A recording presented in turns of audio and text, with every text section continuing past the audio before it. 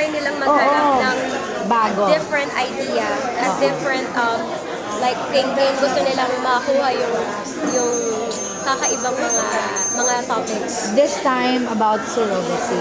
Yes, Hindi pa yata to, parang wala pa ako napapanood wala. na ito yung main story. Kasi it's napapanahon ngayon ng surrogacy.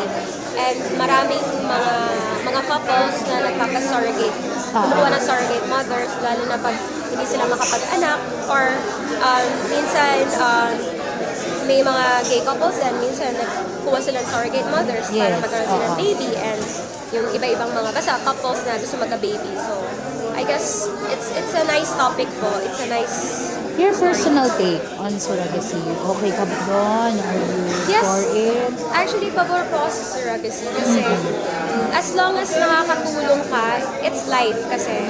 Yes. Yung life is life. Life is good, di ba?